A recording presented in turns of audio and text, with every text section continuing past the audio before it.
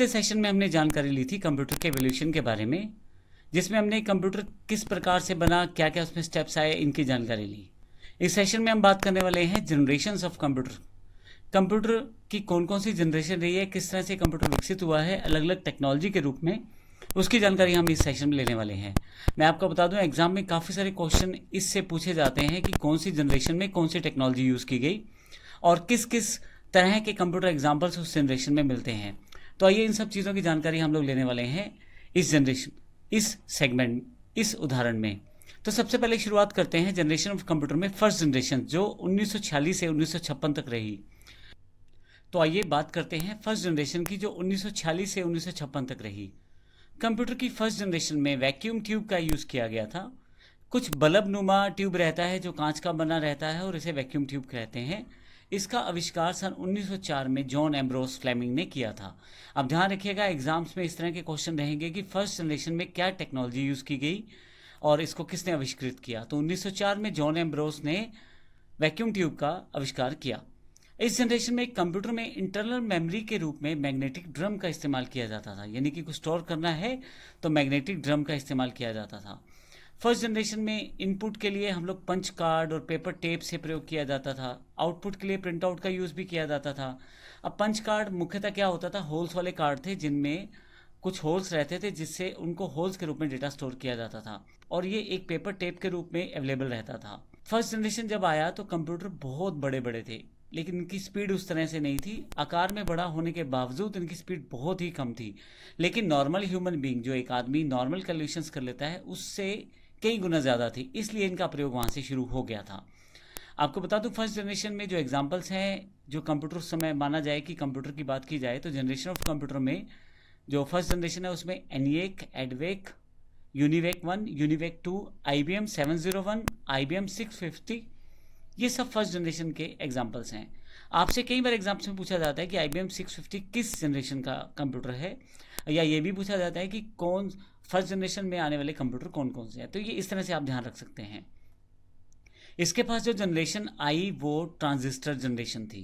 Transistor एक छोटा सा इलेक्ट्रॉनिक पार्ट है, छोटा सा इलेक्ट्रॉनिक पुर्जा, जिसमें एमिटर, कलेक्टर, बेस 3 सेगमेंट रहते हैं। लेकिन मुख्य बात यह है कि वैक्यूम ट्यूब की तुलना में बड़े छोटे थे, जिसकी वजह से कंप्यूटर का साइज अब छोटा होने लगा था। ट्रांजिस्टर का जो आविष्कार किया वो विलियम शॉकली ने 1947 में किया। इसमें इनपुट के लिए पंच कार्ड और पेपर टेप का इस्तेमाल कर रहे थे और आउटपुट प्रिंट आउट के रूप में प्रयोग कर रहे थे। सेकंड जनरेशन में कंप्यूटर फर्स्ट जनरेशन की तुलना में छोटे हो गए। रीज़न बड़ा सिंपल था, वैक्यूम ट्यूब साइज में बड़े बड़े थे जबकि ट्रांजिस्टर छोटे छोटे थे। तो ट्रांजिस्टर लगाने की वजह से वहाँ जगह कम घेरी कंप्यूटर ने और आकार उनका जो कम हो गया। इसके साथ साथ इनकी स्पीड भी बेहतर हुई। यहाँ इस जनरेशन तक आते आते हाई लेवल लैंग्वेजेस का इवोल्यूशन शुरू हो गया था। फोर्ट्रॉन, कोबोल इसके एग्जाम्पल है जिसको प्रयोग किया गया। इसके अलावा जो सेकंड जनरेशन के कंप्यूटर थे उनमें IBM 1620 यानी कि 1620, IBM 1401, IBM 7094, CDC 1604, CDC 3600, UNIVAC 1108 second generation के कंप्यूटर के कुछ एग्जाम्पल्स हैं जिनका प्रयोग किया जाता था। 1956 से लेकर 1964 तक का जो समय रहा वो सेकंड जनरेशन के कंप्यूटर्स का रहा। आकार में ये छोटे हो चुके थे, टेक्नोलॉजी बदल चुकी थी और अब स्पीड भी बेहतर हो चुकी थी। इसके बाद जो थर्ड जनरेशन कंप्यूटर आया है उससे एक कंप्यूटर की क्रांति सी आ गई, क्योंकि 1964 से 1971 के बीच में इलेक्ट्रॉनिकली बड़े बदलाव हो रहे थे। जैसे अब ट्रांजिस्टर की जगह IC यानी कि इंटीग्रेटेड सर्किट का यूज़ शुरू हो गया था। इसका आविष्कार जैक किल्बी ने 1959 में किया था। अब मैं आपको बता दूं, बहुत सारे ट्रांजिस्टर की जगह एक IC का प्रयोग किया जाता है। अब ऐसे केस में कंप्यूटर का साइज और छोटा होना शुरू हो गया था।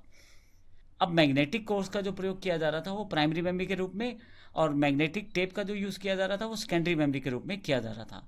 इस जनरेशन के कंप्यूटर में एक खास बात और थी कि अब कीबोर्ड और माउस का प्रयोग होना शुरू हो रहा था। आउटपुट को शो करने के लिए मॉनिटर का इस्तेमाल किया जाने लगा था, क्योंकि इलेक्ट्रॉनिकली चीज़ें जुड़ चुकी थी। इलेक्ट्रॉनिकली हम लोग काफ़ी आगे आ चुके थे फर्स्ट और सेकंड जनरेशन के बजाय। इस पीढ़ी में या इस जनरेशन में हाई लेवल लैंग्वेज जैसे फोर्ट्रॉन, कोबोल, पास्कल, एल्गो का यूज़ होने लग गया था। कंप्यूटर में ऑपरेटिंग सिस्टम का एवोल्यूशन भी हो चुका था, जिसमें IBM 360 सीरीज़ आ चुकी थी, Honeywell 6000 series, personal data processor IBM 370, 168, TDC 316, ये थर्ड जनरेशन के कंप्यूटर के कुछ एग्जांपल्स हैं। तो एक आईसी में काफ़ी सारे ट्रांजिस्टर का कार्य हो सकता था। इस वजह से अब कम घेरनी जगह शुरू की कंप्यूटर ने, और साथ ही आपके पास एक बेहतर स्पीड वाला कंप्यूटर अवेलेबल हो चुका था थर्ड जनरेशन आते आते। अब हम बात करते हैं फोर्थ जनरेशन की। 1971 से लेकर 1980 तक फोर्थ जनरेशन अवेलेबल हो गई। इस जनरेशन में कंप्यूटर में VLSI, very large scale integrated chips का प्रयोग किया गया। Very large scale integrated chips को माइक्रो प्रोसेसर भी कहा जाता है। VLSI सर्किट एक सिलिकॉन चिप पर बना होता है, लेकिन इसमें 5000 ट्रांजिस्टर और अन्य सर्किट्स को भी हम शामिल कर सकते हैं, इसीलिए इसे माइक्रो प्रोसेसर कहा जाता है। अब यहाँ आते आते आते ना केवल हार्डवेयर यानी कि इलेक्ट्रॉनिकली चीज़ें बदली हैं, बल्कि सॉफ्टवेयर में भी काफ़ी सारे बदलाव हुए। MS-DOS, MS विंडो भी इस वक्त तक अवेलेबल हो चुका था। C++, DBase, ETC जैसी C++, DBase जैसी हाई लेवल लैंग्वेजेस आ गई थी। इस जनरेशन में कंप्यूटर्स में इंटरनेट और ग्राफिकल यूज़र इंटरफेस जिसमें माउस का प्रयोग कर सकते थे वो भी अवेलेबल हो चुका था।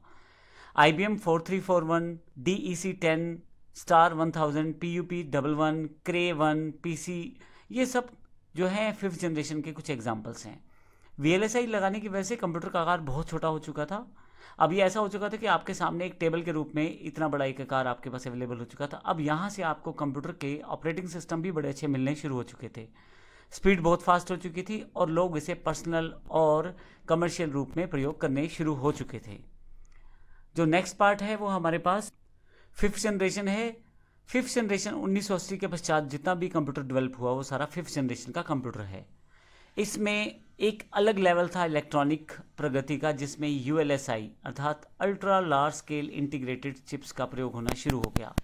यहाँ से AI यानी कि आर्टिफिशियल इंटेलिजेंस का यूज़ होना भी शुरू हो गया। इस ड्यूरेशन के दौरान 64 बिट के माइक्रो प्रोसेसर बनने शुरू हो गए, जिससे कि आपकी जो स्पीड है कंप्यूटर की वो 64 बिट तक इंफॉर्मेशन को एक साथ प्रोसेस कर सकती थी। 1980 के पश्चात C++, जावा जैसी हाई लेवल लैंग्वेजेस अवेलेबल हो गई, जिससे प्रोग्रामिंग बड़ी आसान हो गई। इसके साथ इलेक्ट्रॉनिकली डेवलप हो गया कंप्यूटर, क्योंकि 64 बिट माइक्रो प्रोसेसर आ चुके थे। यहाँ आते आते इंटरनेट, ईमेल और WWW अर्थात वर्ल्ड वाइड वेब भी विकसित हो गया। इस जनरेशन में यूज़र फ्रेंडली इंटरफेस अवेलेबल हुए, अर्थात जिससे यूज़र बड़ी आसानी से काम कर सके किसी कंप्यूटर में, वो उस तरह की विशेषताएं कंप्यूटर में आने लग गई। अब आपके पास desktop, laptop, notebook, ultra book, chrome book, ये इसी जनरेशन के एग्जाम्पल्स हैं। अभी हमारे पास जो कंप्यूटर फिफ्थ जनरेशन से पूरे प्रभावित हैं और इतने फास्ट कंप्यूटर हो चुके हैं कि हम छोटे छोटे जो कंप्यूटर्स हैं या जो अब इतने फास्ट हो चुके हैं कंप्यूटर कि हमारा काफ़ी मुश्किल काम बड़े आसानी से संभव कर देते हैं। बड़ी बड़ी मुश्किल कैलकुलेशंस बड़ी आसानी से सॉर्ट आउट हो जाती हैं। बड़ी बड़ी जो कार्य हैं वो कंप्यूटर की सहायता से कर दिए जाते हैं। इवन काफ़ी सारी मशीन्स को कंप्यूटर से ऑपरेट कर लिया जाता है, और साइज़ में बड़े छोटे। नोटबुक का साइज़ बड़ा सिंपल, हाथों में आने वाला साइज़ है, आप कहीं भी लेके जा सकते हैं। तो इस तरह से हमारी ये जनरेशन है कंप्यूटर की, जिनको हमने देखा। CCC में इन जनरेशन्स को क्वेश्चंस काफ़ी सारे पूछे जाते हैं, और फुल फॉर्म्स का भी ज़रूर ध्यान रखें, जैसे ULSI है या VLSI है। तो इस तरह की चीज़ें आपसे पूछी जाएंगी। अब इस सेशन में हमने अपने कंप्यूटर जनरेशन्स को ख़त्म किया है। अगले सेशंस में हम देखेंगे कंप्यूटर के फीचर्स क्या हैं। कंप्यूटर जब इस्तेमाल करते हैं तो उसके कौन कौन से पहलू हैं जिन्हें हमें जानना ज़रूरी है। धन्यवाद।